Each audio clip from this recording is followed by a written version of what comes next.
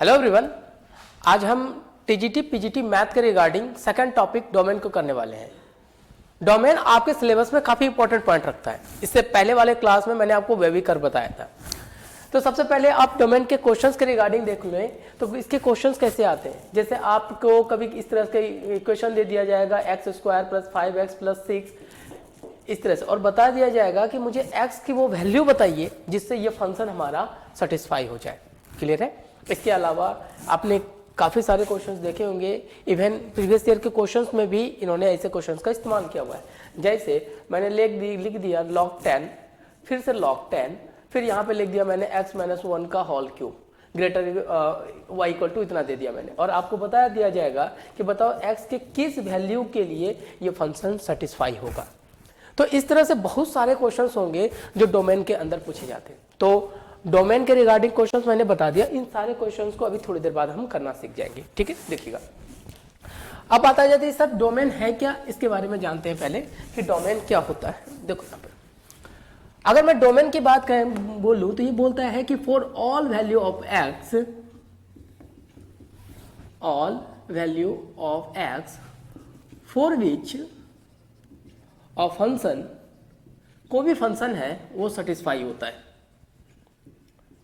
Satisfy कहने का मतलब क्या है कि जैसे मैंने यहाँ पे कोई एक फंक्शन ले लिया, जैसे मैंने ये फंक्शन का कोई ग्राफ हो, तो यहाँ पे उस x की वो वैल्यू बताइए। जैसे मैंने यहाँ पे पॉइंट लिया a और यहाँ पर पॉइंट लिए b, ठीक है। तो ये वैल्यू क्या होगा आपके पास जिससे कि x की वैल्यू आपको निकालनी है जिससे कि ये फंक्शन सेटिस्फाई हो जाए, इसी को बोला जाता है डोमेन। तो इस केस में अगर मैं डोमेन की बात करूं तो x की वैल्यू कहां से कहां तक होगी, आप a to b बोलेंगे। ये कुछ है। सेम चीज है, आप बोलेंगे सर आपने जब वेवी कर्व पढ़ाया था तो वेवी कर्व, इससे पहले वाले वीडियो में आप चाहो तो देख लेना, जब हमने वेवी कर्व पढ़ा था उस केस में भी आपने यही देखा था कि सर उसमें भी तो x की ही वैल्यू निकालते और उसमें भी तो x के पूरे मान को देखते थे। तो बेटा वेवी कर्व और डोमेन में एक चीज का अंतर है कि जब हमने वेवी कर्व पढ़ा था, जैसे ये x - 2 x - 3 > 0 ऐसे ही इक्वेशन थे। तो वेवी कर्व का जो इक्वेशन है वो सिर्फ और सिर्फ इनइक्वालिटी के लिए काम करता है। ये चीजें ध्यान में रखना। ऑल्दो ये भी एक तरह का डोमेन ही है, आप इसे एक तरह का डोमेन के ही बोल सकते हैं। डोमेन कहने का मतलब x की वैल्यू जिससे ये एक्सप्रेशन या फिर इनइक्वालिटी के क्वेश्चन सॉल्व हो जाए। लेकिन वेवी कर्व के थ्रू सिर्फ इनइक्वालिटी के ही क्वेश्चन को सॉल्व किया जा सकता है। लेकिन अगर मैंने कोई फंक्शन लिख दिया, जैसे मैंने लिख दिया y = sin × x - 1 का होल स्क्वायर, तब बेटा ये भी तो वैल्यू, ये जो फंक्शन है वो x के कुछ ना कुछ वैल्यू पर तो डिपेंड करेंगी। तो उस समय वेवी कर्व का इस्तेमाल नहीं होता है, तब यूज होता है डोमेन। क्लियर हुआ। हाँ, अब डोमेन निकालने के लिए वेवी कर्व का हेल्प लेना कंपल्सरी हो जाता है, यानी वेवी कर्व के बगैर ये नहीं बना सकते। तो इसलिए दोनों में अंतर ये था कि वेवी कर्व जहां इनइक्वालिटी के एक्सप्रेशन, क्वाड्रेटिक एक्सप्रेशन को सॉल्व करने का एक मेथड था, वही डोमेन जो है किसी भी तरह के फंक्शन का डोमेन वैल्यू x की वैल्यू निकालने का एक तरीका है। अब बात समझ में आया कि वेवी कर्व और डोमेन में अंतर क्या हो गया। ठीक है, देखिएगा। जिन्होंने वेवी कर्व के बारे में नहीं पढ़ा है, इससे पिछले वाले वीडियो में मैंने बना रखा है वेवी कर्व, तो उसे देख लीजिएगा। ऑल्दो हमारी बैचेस स्टार्ट हो चुकी हैं टीजीटी पीजीटी मैथ के रिगार्डिंग, जिसमें मैंने आपको 2 से 3 टीचरों की टीम हम यहाँ पढ़ा रहे हैं, जिसमें आपको पूरे बेसिक से लेकर 11th 12th विद ग्रेजुएशन करेंगे। खैर चलो, इसमें देखिए तो अब दोनों बातें समझ में आ गया। वेवी कर्व भी x की वैल्यू बताता है, डोमेन भी x की वैल्यू बताता है, लेकिन डोमेन किसी भी फंक्शन का बनाएगा जो इक्वलिटी के केस में हो जाएगा, और ये सिर्फ और सिर्फ इनइक्वालिटी के ही क्वेश्चन को बताएगा। इतनी बातें क्लियर है। अब आप देखिए, अब मैं डोमेन की बात करूं तो डोमेन मैंने कहा कि डोमेन जो है x की वैल्यू बताता है। सीधी सी बात करें, ये x की वैल्यू को बताता है। हाँ, किसी के दिमाग में ये तो नहीं खटक रहा है सर y की वैल्यू भी तो बताया जा सकता है, तो बेटा y की वैल्यू बताने वाले को रेंज बोलते हैं। तो रेंज हम बाद में पढ़ने वाले हैं, तो एकदम बेसिक तरह से करो, कोई घबराहट नहीं है। x की वैल्यू बताएगा तो किसका बताएगा बेटा, एनी फंक्शन, कोई ना किसी फंक्शन को बताएगा। और ये डोमेन के लिए जो फंक्शन हमारे पास निर्धारित किए गए हैं, जो फिक्स किए गए, वो 3 तरह के फंक्शन तय किए गए। देखो यहाँ पे इन तीनों के बारे में पढ़ना आज हमारा काम होगा। देखो कैसे, जिसमें से पहला होगा अगर फंक्शन हमारा y = रेसिप्रोकल के फॉर्म में हो जाए, तो आपसे पूछा जाएगा कि बताओ इसका डोमेन क्या है। ऐसा कोई फंक्शन जो रेसिप्रोकल के फॉर्म में हो, दूसरा फंक्शन होता है जो अंडर रूट के फॉर्म में हो। मैंने यहाँ पे y equal to F of X का एक फंक्शन लिया जो अंडर रूट के फॉर्म में है, तब मुझे बताइए x की वैल्यू क्या हो गई जिससे ये फंक्शन अंडर रूट के अंदर सेटिस्फाई हो जाए। तीसरा फंक्शन होता है हमारे पास log का, y equal to log A X, मैंने ये दे दिया। तो आपसे फिर पूछा जाएगा कि x की वैल्यू बताइए, जिसे हमारे सिलेबस ऑल्दो इसके और भी लगे, लेकिन मेनली जो हमारा मेन सर्टेन पॉइंट ना वो ये 3 फंक्शन पे काम करता है। अब तीनों के डोमेन निकालने के तरीके आपको समझना है, बेसिक स्ट्रक्चर वही चीज हम करने वाले हैं। देखिएगा इतनी बातें क्लियर है, तो इसे हम बारी बारी से देखते हैं। देखो अभी ये ध्यान में रखना, थोड़ी देर बाद ये काम में आएगा। मैं अगर मैंने एक वैल्यू लिया y equal to 1/f of x, तो इसके लिए अगर मैं डोमेन की बात करूं तो ये वैल्यू तब तक डिफाइन नहीं होगा जब तक कि आपको पता है ये f ऑफ x की वैल्यू नॉट इक्वल टू 0 हो जाए। समझ में आया? तो ये हमारा पास पहला कंडीशन है रेसिप्रोकल फंक्शन का कि जो डिनोमिनेटर का जो पार्ट है ना वो 0 नहीं होने चाहिए। फॉर एग्जांपल मैं एक क्वेश्चन से आपको क्लियर करा देता हूं। जैसे मैंने यहाँ पे एक वैल्यू लिया 1/x-1, सिंपल है, ये कर लीजिए। और x-1 ठीक है, x-1 भी ठीक है। तो आपसे पूछा जाता है कि मुझे बताइए x की वैल्यू क्या होगी जिससे कि ये फंक्शन सेटिस्फाई हो। तो हमें सिर्फ एक ही चीज करनी है कि ये जो नीचे वाला, ये बहुत सिंपल क्वेश्चन है, सिर्फ समझाने के पॉइंट ऑफ व्यू से वो बता रहा हूँ, इतना सिंपल नहीं आएगा, ध्यान में रखना।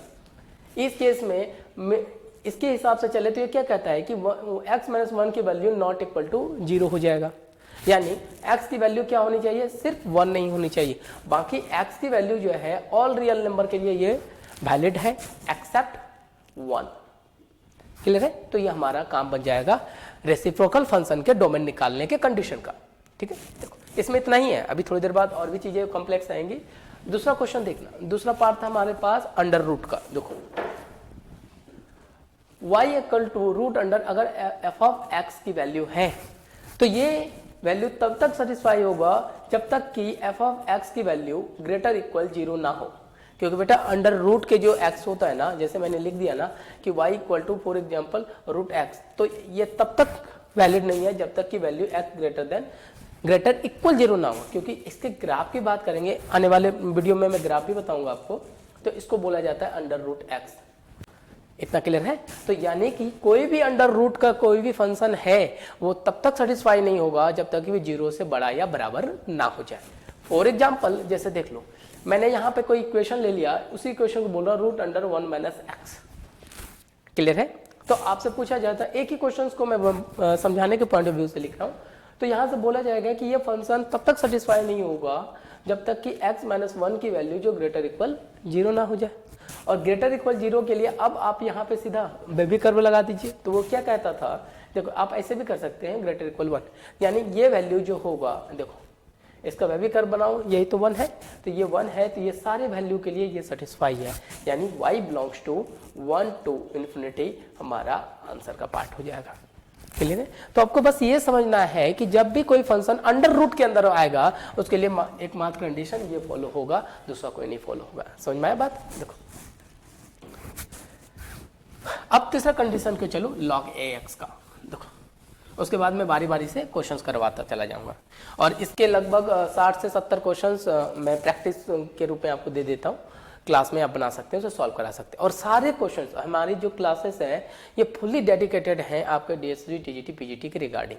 ठीक है, देखिएगा थर्ड इक्वेशन है जो हमारे पास log ax। देखो बेटा log ax, अगर मैं इसकी बात करूं तो हमें ये समझना पड़ेगा कि log किस किस पॉइंट में और किस तरह से डिफाइन होता है। ये तभी वैल्यू होगा जब x ग्रेटर देन 0 होगा, a ग्रेटर देन 0 होगा, और एक कंडीशन ये है कि ये डज नॉट इक्वल टू 1 होना चाहिए। हाँ, किसी का दिमाग में ये खटक रहा हो कि सर ये कंडीशन आ कैसे रहा है, तो आपको मैं ग्राफ पढ़ाऊंगा इसके 1-2 क्लास के बाद, क्योंकि नेक्स्ट वीडियो रेंज के बारे में जानेंगे।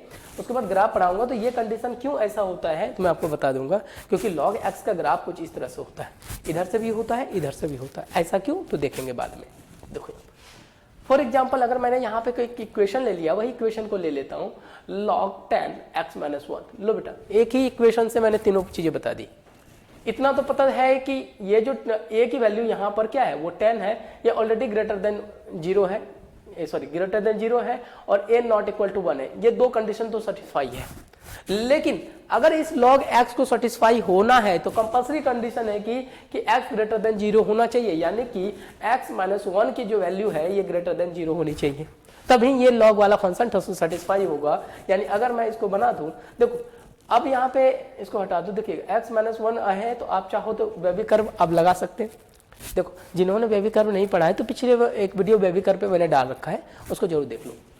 देखो यहाँ 1 कर दिया, अब प्लस और माइनस, हमें ग्रेटर चाहिए प्लस की साइन, तो ये वाला आंसर तो यानी हो गया, इसका आंसर हो जाएगा x बिलोंग्स टू, याद रखना बेटा ओपन इंटरवल।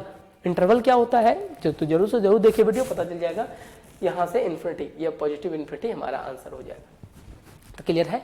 तो ये थे डोमेन के हमारे पास 3 फंक्शन जिस पे हमारे क्वेश्चंस बनाए जाते हैं, जिसको मैंने काफ़ी नॉर्मल बेसिक तरीके से बता दिया कि डोमेन में हमारे पास 3 तरह के फंक्शन का यूज होगा, या तो वो रेसिप्रोकल हो 1/f(x) के रूप में, या फिर अंडर रूट हो, या फिर लॉग के फॉर्म में। तो तीनों की ये 3 कंडीशन जो है आपको ध्यान में रखना है और उसी के ब्याह पे हमारे क्वेश्चन पूछे जाएंगे। तो चलते हैं 1 by 1, अब मैं सबके तीनों के एक एक क्वेश्चन करा देता हूँ और बाकी तो क्लास में प्रैक्टिस सेट कर ही रहे हैं। देखो यहाँ पर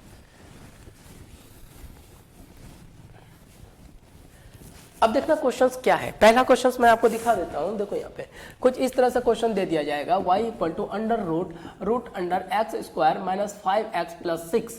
अब बोला जाएगा कि मुझे x का वो वैल्यू बताइए जिससे कि ये फंक्शन डिफाइन होगा। क्लियर है। तो देखो यहाँ पे अब आपको पता है ये फंक्शन जो है अंडर रूट एक्स का है, तो इसको कैसे करते हैं तो जरा समझिएगा हमारा, देखिएगा बाकी एक इसका शॉर्टकट भी बता दूंगा। यहाँ पे कितने फंक्शन है, देखो एक तो अंडर रूट का फंक्शन है एक, और एक रेसिप्रोकल का फंक्शन है, यानी 2 फंक्शन हमें डिफाइन करना है, एक तो रेसिप्रोकल वाला एक अंडर रूट। तो पहले मैं अंडर रूट का फंक्शन को डिफाइन करूं, ये वाला एक नंबर, रेसिप्रोकल खाने का मतलब बेटा 1/x के रूप में है ये। तो अंडर वाले रूट का करूं तो ये रूट वाला फंक्शन कहता है ये तभी डिफाइन होगा जब x square minus 5x plus 6 की वैल्यू ग्रेटर इक्वल 0 होगा। इतनी बात क्लियर है, क्योंकि अंडर रूट का फंक्शन, पहले मैं अंडर रूट का कर रहा हूं, देखो यहाँ पे 2 फंक्शन है अंडर रूट और 1/x। तो जैसे मैंने डाला x square minus 5x plus 6, तो अब इसको मैं तोड़ देता हूं तो ये कितना होगा x माइनस 3 और x minus 2 greater equal 0। Clear है। तो अब जरा देखिए, मैंने जस्ट अभी थोड़ी देर पहले कहा था वेबी कर्व और डोमेन में डिफरेंस बस इतना ही है कि वेबी कर्व इनइक्वालिटी के क्वेश्चंस को बनाने के लिए यूज होता है, उसमें भी x के टोटल वैल्यू को निकालते हैं जिससे कोई इक्वेशन जो है इनइक्वालिटी का वो सेटिस्फाई होता है, और डोमेन में भी x की ही सारी वैल्यू निकालते हैं, लेकिन ये फंक्शन पे काम करता है तो इनइक्वालिटी पे काम करता है। लेकिन कोई भी फंक्शन को डिफाइन करने के लिए वेबी कर्व यानी इनइक्वालिटी के कंडीशन आना जरूरी हो जाता है। एज इट इज मुझे ये फंक्शन डिफाइन करना था, लेकिन हमने ये देखा कि ये फंक्शन तभी डिफाइन होता अंडर रूट का जब अंदर की वैल्यू ग्रेटर इक्वल होता, और जैसे ग्रेटर इक्वल हुआ तो बेटा यहाँ आप वेबी कर्व लगा सकते हैं। तो आपको पता है इसका वेबी कर्व कैसे निकालो, 2 और 3, पॉजिटिव नेगेटिव पॉजिटिव, चूंकि ये ग्रेटर है तो हमें वैल्यू ये होगा। क्लियर है। तो ये कहता है हमारा आंसर होना चाहिए 2 से सॉरी माइनस इन्फिनिटी, इसे ओपन ब्रैकेट करो, minus infinity to 2 union 3 to infinity, ये लीजिए। ठीक है, आगे देखो, इससे तो हमने ये निकाल दिया, जिससे एक फंक्शन सेटिस्फाई हुआ, दूसरा भी तो है 1/x का। तो 1/x के रूप में बात करो तो 1/x के अकॉर्डिंग मैंने देखा था कि अगर हमारे पास कोई एक फंक्शन है 1/x का तो x की वैल्यू नॉट इक्वल टू 0 होनी चाहिए। तो एज इट इज अगर मैं इसको ले लूं तो कहने का मतलब क्या है कि x square plus sorry minus 5x plus 6 ये नॉट इक्वल टू 0 होनी चाहिए। अगर ये 0 हो गया तो फंक्शन अनडिफाइन हो जाएगा।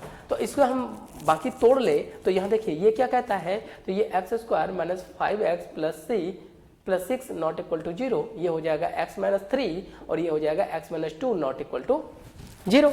तो यहाँ पे क्या हो जाएगा, x नॉट इक्वल टू क्या होना चाहिए 2 और 3। अब जरा देखिए दोनों को फंक्शन को मिला के चेक कर लो कि क्या होता है आंसर। देखिएगा ये कहता है कि मेरा आंसर माइनस इन्फिनिटी से 2 होना चाहिए इंक्लूडिंग, समझे। ये देखो दोनों को जोड़ के मैं बना देता हूँ। ये देखो ये वाला फंक्शन कह रहा है कि मेरा आंसर माइनस इन्फिनिटी से 2 होना चाहिए इसको इंक्लूड करके, लेकिन ये कहता है नहीं सर इसको हटा दीजिए। क्लियर है। ये वाला फंक्शन कह रहा है कि मेरा आंसर 3 से इन्फिनिटी होनी चाहिए इंक्लूडिंग 3, याद है कि मैंने इसे इंक्लूड किया है। ठीक है, लेकिन ये कहता है नहीं 2 और 3 नहीं होनी चाहिए, तो वैल्यू यहाँ 3 का हटा दो। तो अब क्या होगा, अब इसका रियल, अब जो इसका करेक्ट आंसर क्या हो जाएगा, दोनों को कंबाइन करके x belongs to minus infinity to 2, बेटा दोनों में ओपन इंटरवल। यूनियन, अब चूंकि इसे भी छोड़ना है तो 3 to infinity, तो देखा दोनों में क्या बारीकी डिफरेंस है। तो बेटा यहाँ इंटरवल बहुत बड़ा इंपॉर्टेंट रोल प्ले करता है। मेरे पास बहुत सारे क्वेश्चंस हैं जहाँ मैंने बच्चों को कराता हूँ, उसमें कई सारे ऑप्शंस होंगे, कहीं स्क्वायर लगा देगा ब्रैकेट, कहीं यहाँ पे स्मॉल ब्रैकेट लगा देते हैं, तो ब्रैकेट बहुत सारी चीज़ों को बताता है, इसलिए मैंने प्रीवियस क्लास में ब्रैकेट्स के बारे में डिटेल में बताया था। दोनों में क्या अंतर है, दोनों तो सेम ही है, बट यहाँ पे 2 और 3 इंक्लूड है, यहाँ एक्सक्लूड है। क्लियर है? ये तो मैंने बेसिक बताया, इसके अंदर 2 फंक्शन था, ये वाला फंक्शन, तो आपने इसे बना लिया। लेकिन अब जो हमें काम करना है, आप ऐसा ना करना चाहो तो इसे आप डायरेक्टली भी कर सकते हैं। वो कैसे, तो देखो ये वाला फंक्शन जो है आपको पता है कि रेसिप्रोकल का है, तो आपको ये वाला जो और ये रूट अंदर रखा था, हमें ये पता है कि x square minus 5x plus 6 greater equal 0 होता है, लेकिन यहीं पे यहाँ 0 नहीं ले सकते। रीजन ये है कि 1/x के रूप में, आप चाहो तो दोनों को अलग अलग कर लो, हमें पता था ना। ये देखो यहाँ पर X square minus 5x plus 6 under root की वैल्यू ग्रेटर इक्वल टू 0 होना चाहिए, क्योंकि ये रेसिप्रोकल में है तो ये 0 नहीं लेना। आप ऐसे भी कर सकते, फिर इसको डायरेक्टली तोड़ लो, x माइनस 3 और x माइनस 2 ग्रेटर देन 0। अब यहाँ पे सीधा निकाल लीजिए 2 और 3, ऐसे हो जाता आंसर। तो आपको इसको छोड़ के बात करनी है, क्योंकि ये ग्रेटर है और ग्रेटर में हमें छोड़ते हैं और इक्वल में हम इसे इंक्लूड करते हैं, तो सीधा यहाँ से भी आंसर बन जाता x belong to minus infinity to 2 union 3 to infinity. ठीक है, तो यहाँ पे आप बोलेंगे सर मैंने यहाँ पे अंडर रूट के कंडीशन तभी सेटिस्फाई होता है जब ग्रेटर इक्वल 0 होता है। ये बात मैं मानता हूँ, लेकिन चूंकि ये रेसिप्रोकल में है तो ग्रेटर इक्वल ना लेके हमसे ग्रेटर ले लेंगे, तो इससे हम डिफाइन हो जाएगा, जिससे दोनों फंक्शन एक बार में ही डिफाइन हो जाएगा, अलग अलग करने की जरूरत नहीं पड़ेगी। अब ये बात समझ में आया, ये मैंने आपको अंडर रूट का दिखा दिया। दूसरा देखना बेटा, दूसरा क्वेश्चन देखो, मिटा दो, देखो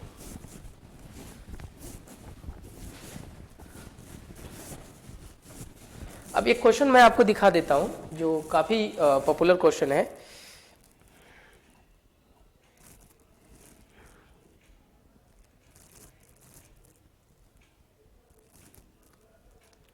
रुक जाओ 1 मिनट, मैं आपको लिख के दे देता हूं।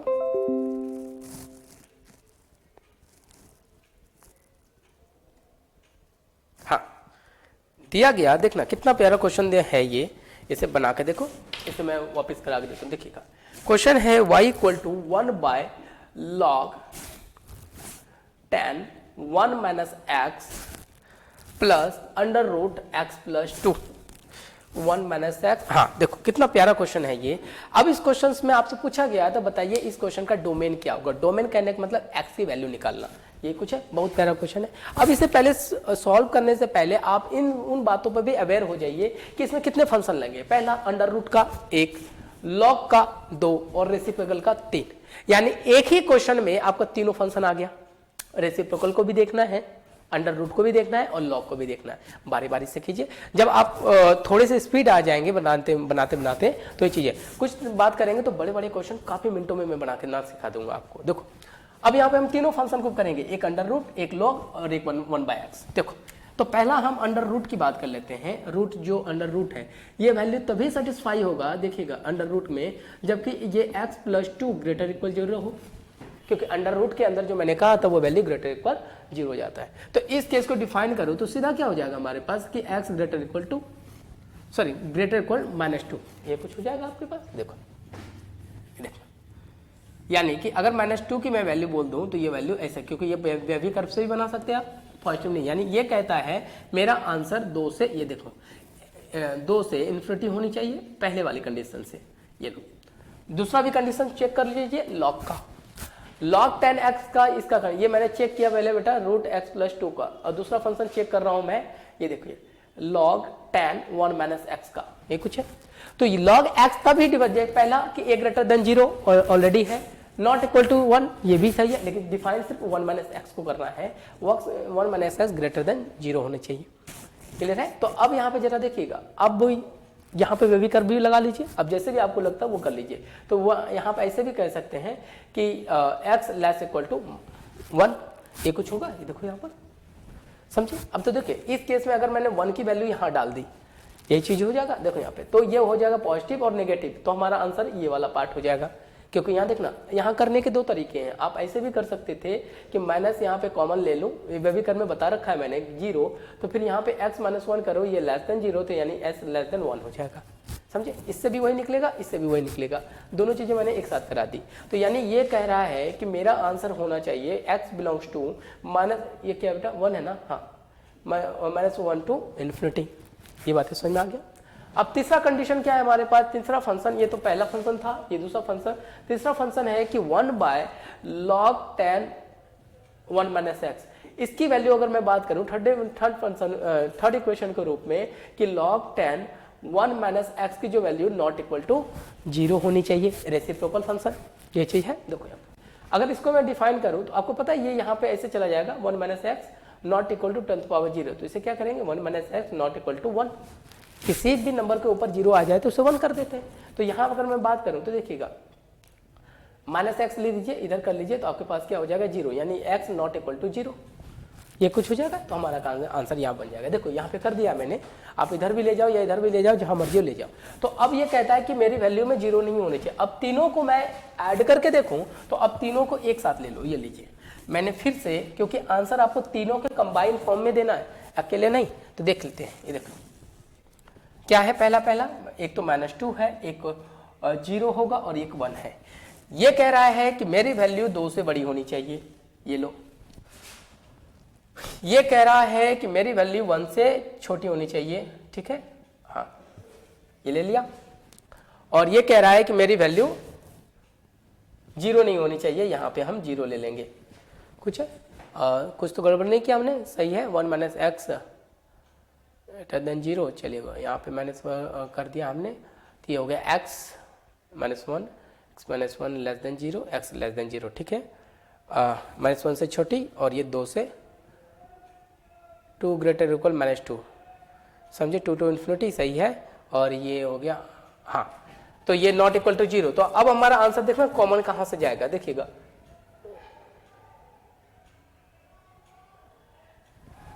एक्स लिख दिया, लेस देन इक्वल टू 1, सही है, 1 से छोटा और ये 2 से बड़ा, तो हमारा आंसर चला जाएगा सिर्फ -2 टू 1।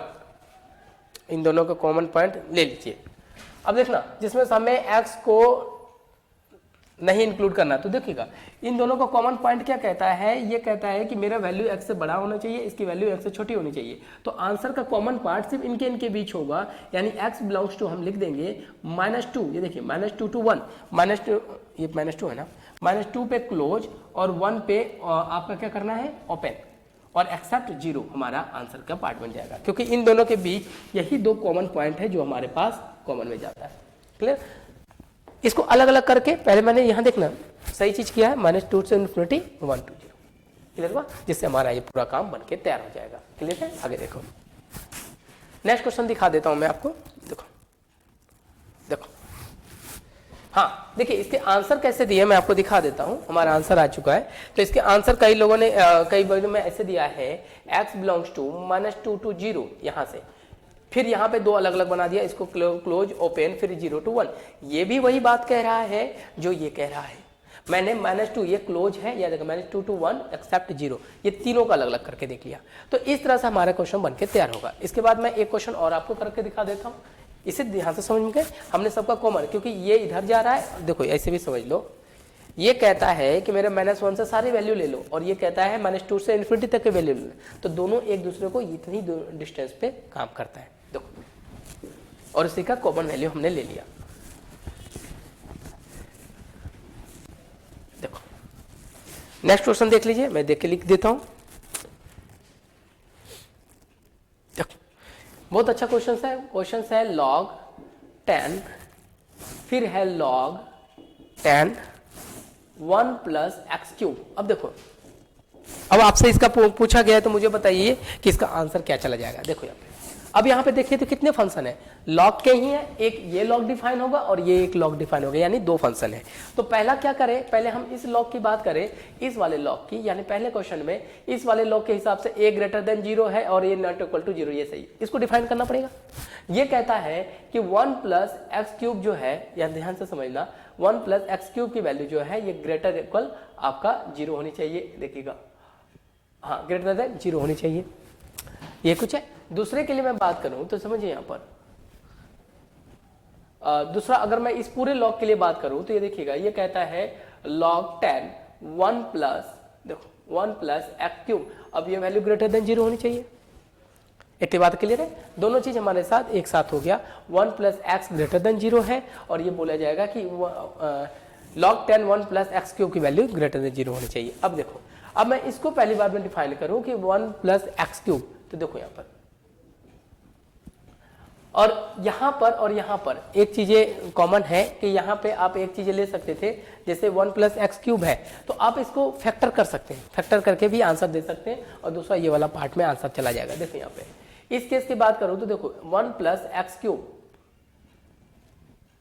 जो है ग्रेटर देन, यहाँ पे 10 टू द पावर 0 हो जाएगा, ये कुछ है। तो देखना इस केस में यहाँ पे क्या हो जाएगा हमारे पास 1 प्लस एक्स क्यूब, इसकी वैल्यू कितने हो जाएगा 1।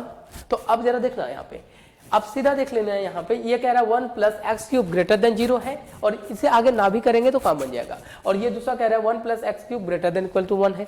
दोनों में अंतर क्या है कि दोनों सेम चीज ही निकला है, लेकिन ये 1 प्लस एक्स ग्रेटर इक्वल 0 है और वो है 1। तो दोनों को अगर मैं अलग अलग कर दूं तो समझो यहाँ पर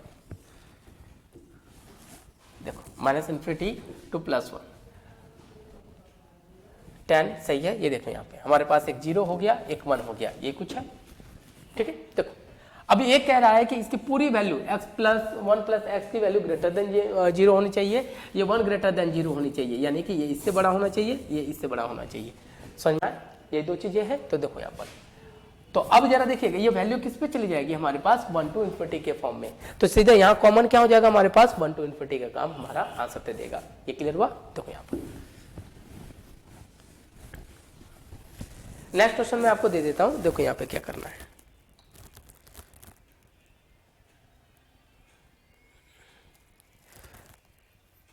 हाँ बहुत प्यारा क्वेश्चन है। देखो यहाँ पर y इक्वल टू log 10, देखो यहाँ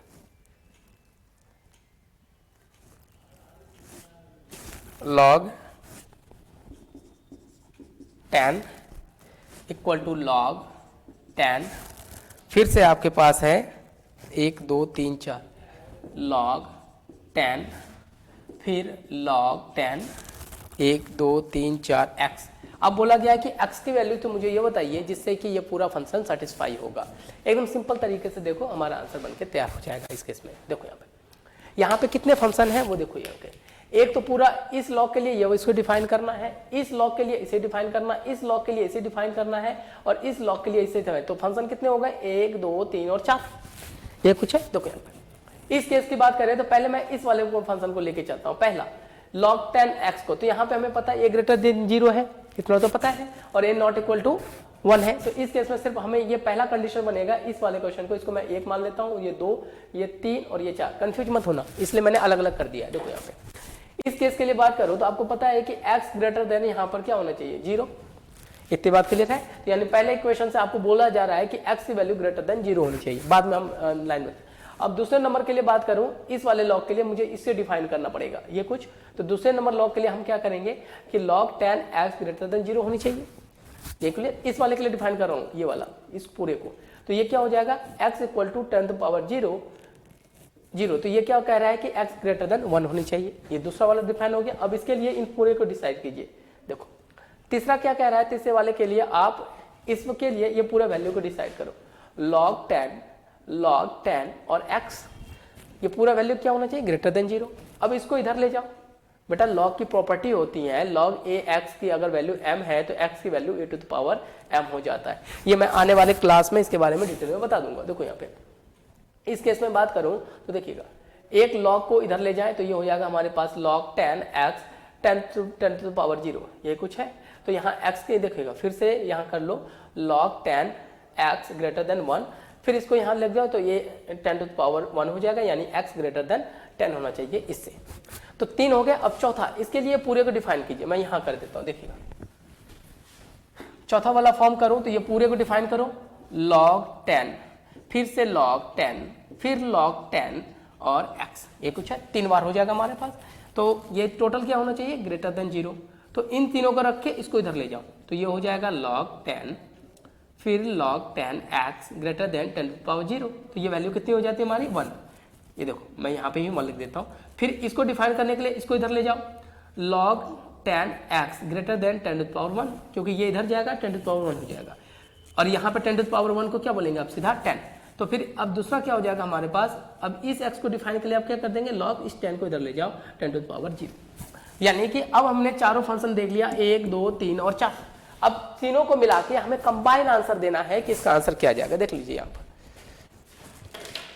देखो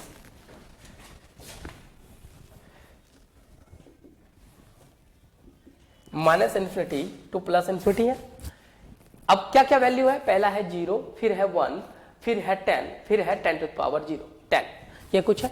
तो अब तीनों को मिला के देखो, ये कह रहा है कि x की वैल्यू जो है 0 से बड़ा होना चाहिए, दूसरा कह रहा है कि x की वैल्यू 1 से बड़ी होनी चाहिए, तीसरा कह रहा है कि नहीं 0 10 से बड़ी होनी चाहिए, और चौथा कह रहा है कि इससे बड़ी। तो चारों लोग कॉमन कहाँ हुए बेटा, इस लेन में। तो यहाँ पे सीधा आंसर आपके पास क्या हो जाता कि x बिलोंग्स टू, याद रखना ओपन ब्रैकेट, तो आंसर हो जाता 10 टू द पावर 10, ये देखिए ओपन ब्रैकेट टू इन्फिनिटी, ये हमारा आंसर हो जाता। तो क्लियर है।